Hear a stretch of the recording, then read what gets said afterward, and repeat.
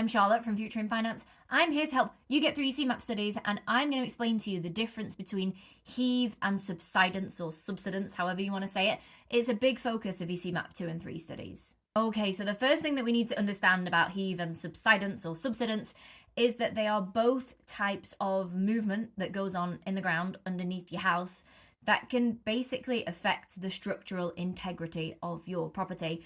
They're not necessarily something that would get picked up on a basic valuation, which is what your lender does, which is why as house buyers, we should get our own surveys done. But I'm going to talk to you about the RICS surveys in a different video. The first one that I'm going to talk to you about is Heave.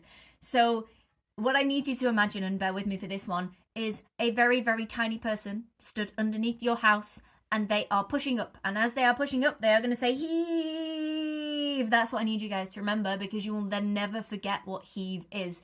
It is basically upwards pressure underneath your property at a particular point, and it causes cracks in your brickwork, and it can cause everything to go a bit lopsided, and it's really not good for your house.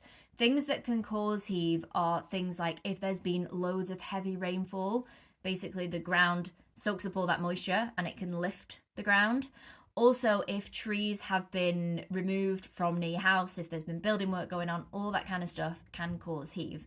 And like I said, signs of it are going to be things like cracks in your brickwork, and it's something that does get picked up on the better RICS surveys. So subsidence or subsidence is the opposite. To remember this, I think about a submarine going down into the ocean. It is where the ground underneath your house is going to sink.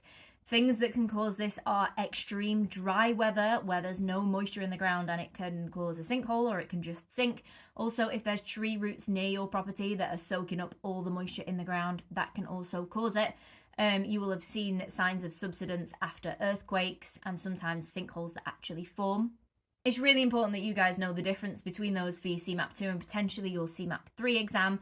And don't forget to check out a follow-up video on the different types of surveys and what they will and won't pick up. And as always, don't forget to go to futureinfinance.co.uk for loads more help with your CEMAP studies.